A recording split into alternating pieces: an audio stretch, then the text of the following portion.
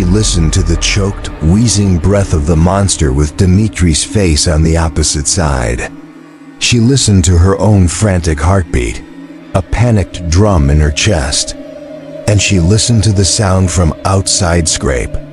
Scrape, the dragging. Sound was closer now, a slow, heavy, deliberate noise. It wasn't the sound of footsteps. It was the sound of something large and shapeless slithering through the snow. Something with no legs, or too many.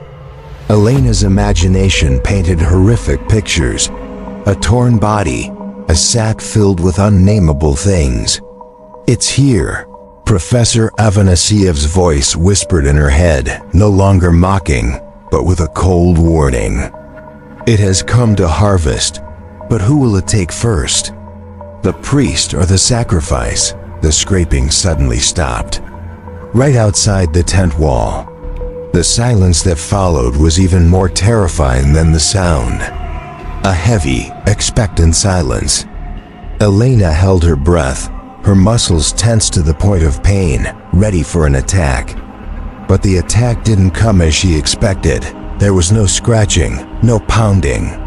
Instead, a low, heavy thud sounded, as if a giant sack of meat had just been dropped, leaning against the tent wall. The fabric on Dmitri's side sagged, stretching under an invisible weight, and then it began a pressure, a slow, steady, unstoppable pressure, began to push against the tent wall. The fabric stretched, creaking, the seams straining as if they would burst. It wasn't an attack, it was an encroachment, as if a giant python were slowly constricting its prey. The shape of the thing outside was unclear, just a massive dark bulge that was slowly invading their living space. Elena could hear Dmitri's breathing grow more rapid. He was right there, right next to where the pressure was being applied. "Look, Elena," the teacher's voice came, full of venomous urgency. "It's distracted. It's focused on him. This is your chance. A single thrust. Kill the priest before he can offer you. Survive." Reason screamed that this was madness. But survival instinct, fueled by paranoia and terror, agreed. Her hand tightened on the snow stake. She slowly raised it, the titanium tip gleaming faintly even in the near absolute darkness. Just one lunge, one thrust. She could do it, but just as she was about to put her weight into her legs, Dmitri acted.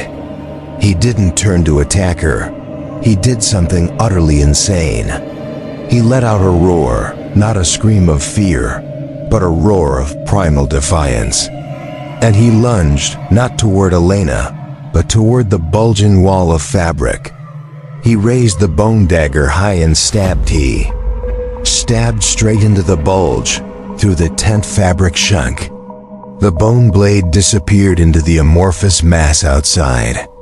For a moment, everything was silent, and then a scream erupted. It was not the scream of a human, nor of any animal Elena had ever heard.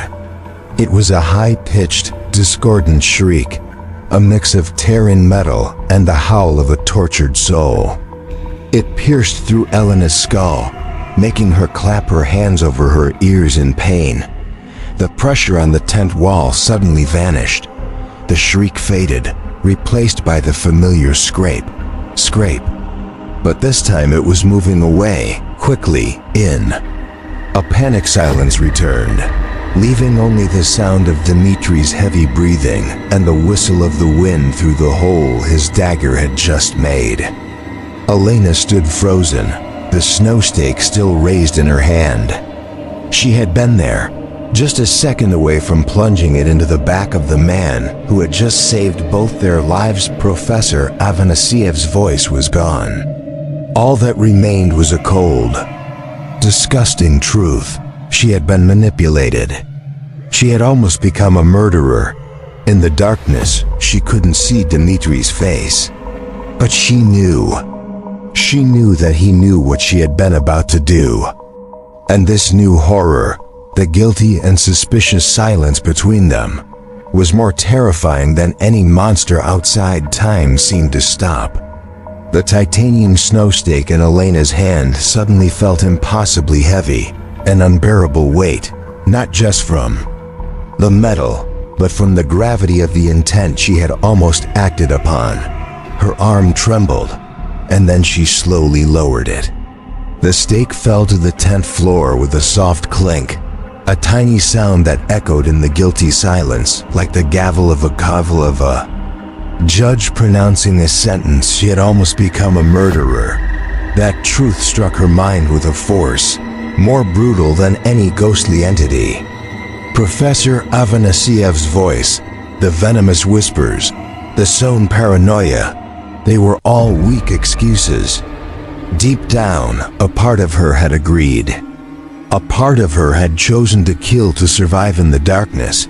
She couldn't see Dmitri's face, but she could hear him breathing, no longer panting from exertion, but a slow, steady, controlled rhythm. He had pulled the bone dagger from the tent wall.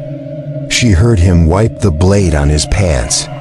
Every sound was sharp as a knife, cutting into her bleeding conscience. He knew. Not a word was spoken, but the truth hung between them, colder and sharper. Then his dagger. He knew she had raised her weapon. He knew she had been ready to stab him in the back. Elena began, her voice breaking. I didn't. She couldn't finish the sentence. I didn't mean to. That was a lie. I was being controlled. That was only half the truth. No words could erase that moment. Dmitri didn't answer. He just sat there in the dark, a silent, judging presence. His silence was more cruel than any accusation. And then, a new sensation began to creep over Elena. A feeling of cold. It wasn't like the cold of the storm or the compass. It came from within. A damp, rotting cold that started in her chest and slowly spread to her limbs. She felt as if the blood in her veins were thickening, turning to icy sludge. He will never trust you again, a voice whispered in her head. This time, it wasn't Professor Afanasiev. It was her own voice, but twisted, venomous, and cold. You have seen his true face. Now he has seen yours. Only one can leave this mountain alive. Shut up, Elena hissed through her teeth. But the sound was just a faint breath. The cold grew worse. She began to shiver, an uncontrollable tremor, her teeth chattering. She looked down at her hands. In the dim darkness, it felt as if her skin were becoming transparent, and she could see the veins beneath turning a dark blue. She was being possessed. Not a remote control like before. This was an invasion, a fusion. The harvester, having failed to divide them with illusions, was now turning her own body into its weapon. She looked up, toward Dmitri. The illusion of his disfigured face was gone. Now in the dark, she saw only the silhouette of a man she had betrayed. A man who now had every reason to kill her before she killed him. She had to act first. Her hand, trembling and numb, began to move slowly, almost unconsciously, toward a sharp piece of ice on the 10th floor, a shard that had broken off a stake. Her fingers slowly closed around it. It fit in her palm like a dagger of ice in the darkness. Dmitri couldn't see her action, but he suddenly spoke, his voice low and clear, cutting through the dead silence. It's inside you, isn't it? It wasn't a question. It was a statement. He didn't need to see. He could feel it. Elena's hand tightened on the ice dagger. Its cold was no longer the cold of snow and ice. It was a deathly chill, a corrosive emptiness, crawling up her arm, over her shoulder, and toward her heart. She could feel it, a parasitic entity trying to extinguish the last flame of life, of will, inside her. Dmitri's statement, it's inside. You, isn't it? Hung in the darkness, not as an accusation, but as a tragic acknowledgement. He wasn't looking at her as a monster.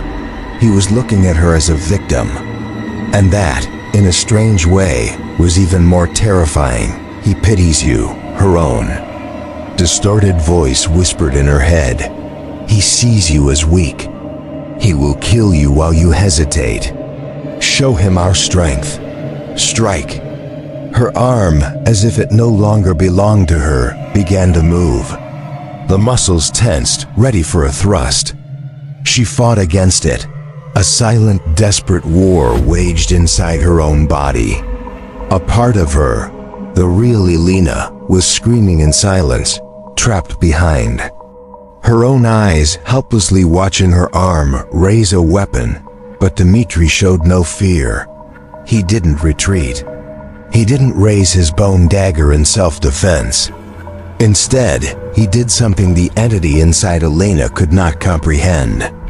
He slowly, carefully, placed his bone dagger on the 10th floor, right between them. The stark white blade gleamed faintly, an offer of peace in the midst of a spiritual war. It was an act of absolute trust, or of supreme madness. That's not you. Elena, he said, his voice low and steady, a beacon in the storm of madness in her mind. Those are not your thoughts. It's using your own guilt as a weapon against you. Don't give it what it wants. He's tricking you. The voice inside screamed. He's trying to lower your guard. Kill him. Elena's arm, holding the ice dagger, rose a little higher. A single cold drop melted from its tip and fell onto the back of her hand. As cold as a key from death, Dmitri ignored the threat. He turned to his own pack, his movements slow and deliberate, without a hint of panic. He wasn't looking for another weapon. He took out another small leather pouch one Elena hadn't seen before. He opened it, and in the faint light filtering through the tears in the tent, she could see its contents. A handful of black salt, a few hawk feathers, and a small rope braided from hair he was preparing. Not to fight her, but to fight for her. That truth struck Elena, a glimmer of light through the darkness enveloping her. He wasn't going to kill her. He was going to try to save her. The entity inside her sensed the shift.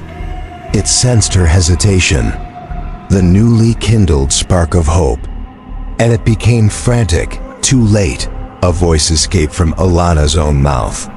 But it was not her voice.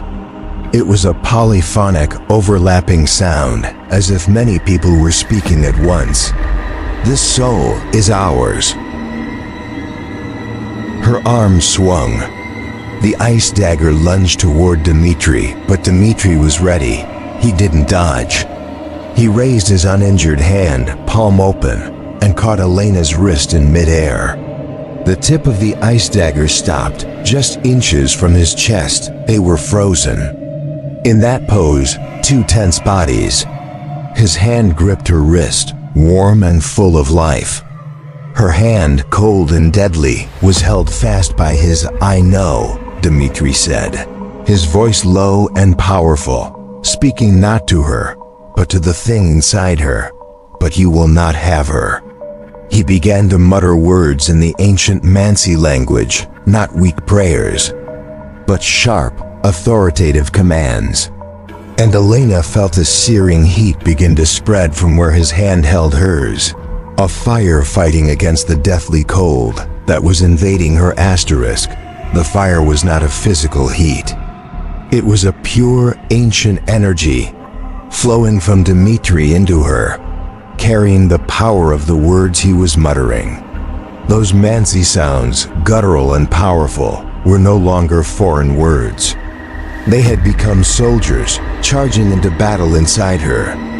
Mind and body, a war erupted. The deathly cold, the parasitic entity inside her, screamed in silence. It recoiled from the fire, like a creature of darkness exposed to the sun. Elena felt her body being torn between two forces. On one side, the biting cold, carrying whispers of guilt, doubt, and despair. On the other, the warm fire, carrying a steady strength, a primal belief in life. He can't save you. The distorted voice shrieked in her head, now weak and panicked. You are ours. Your guilt sealed the pact.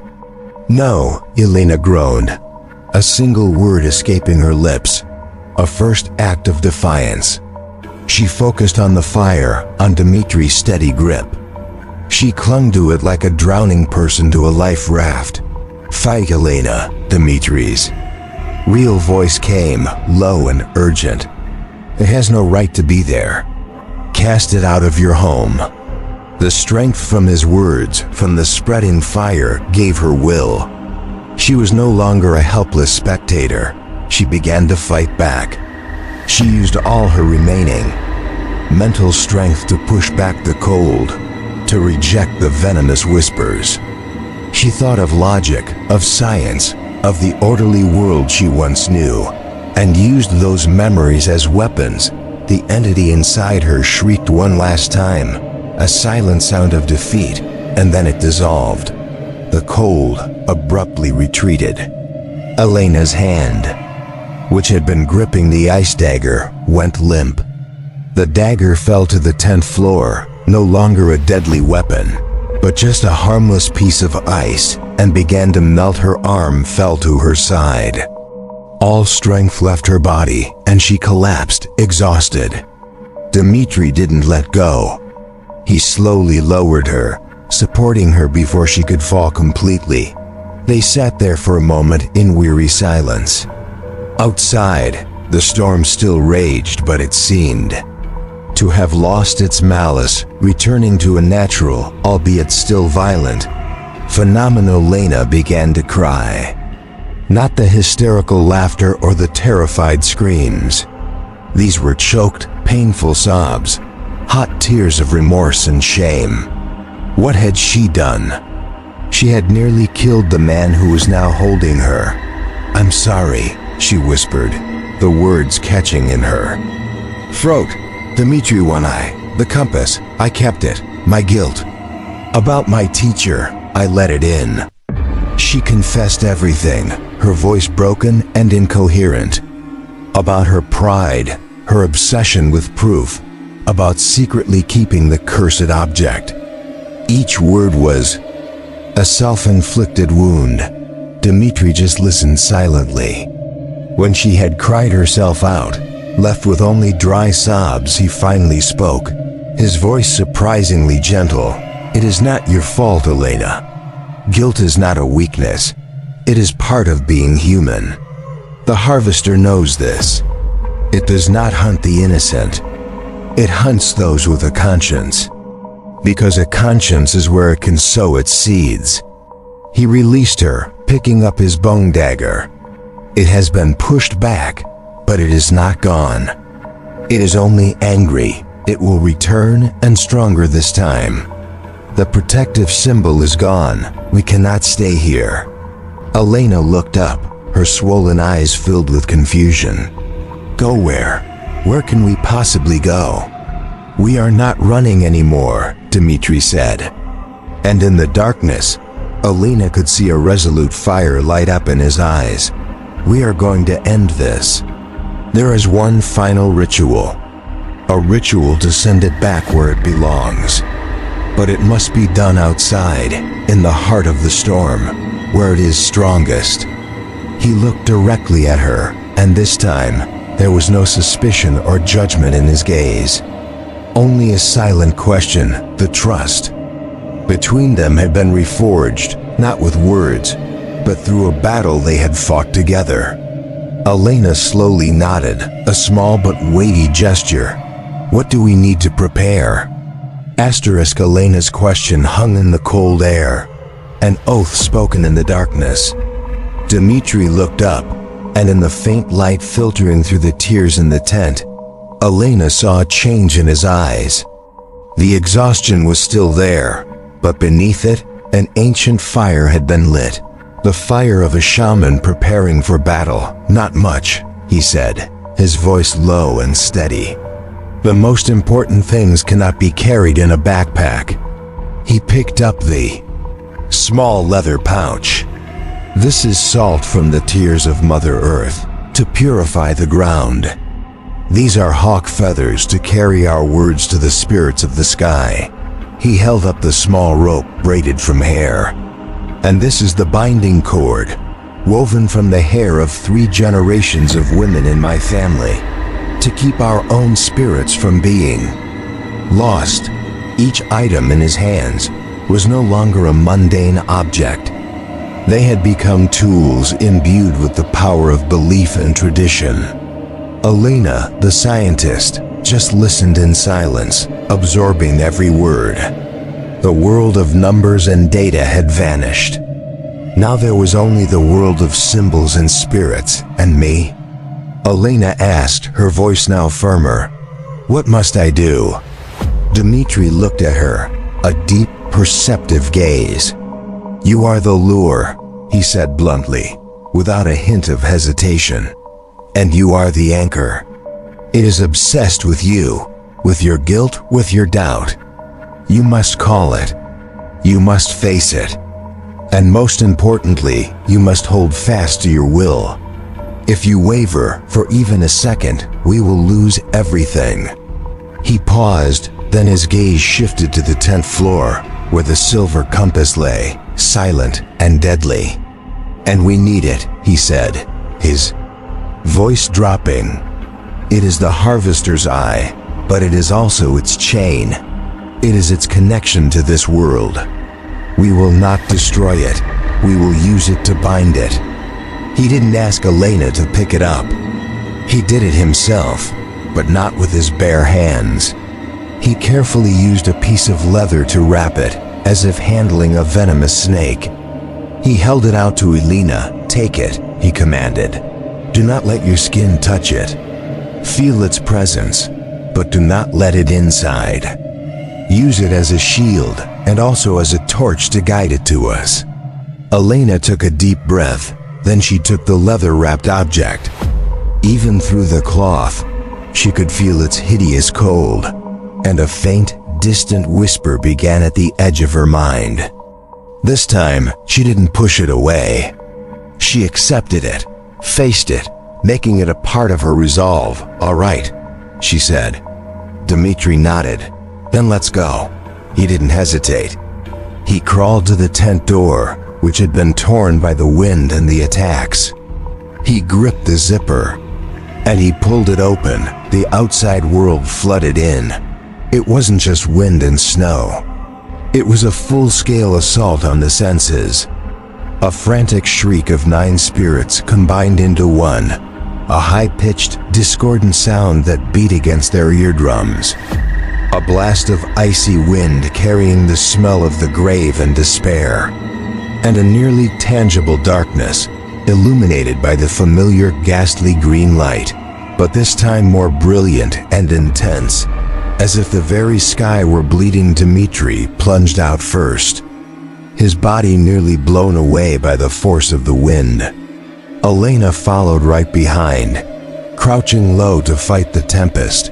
They were standing in the heart of the storm.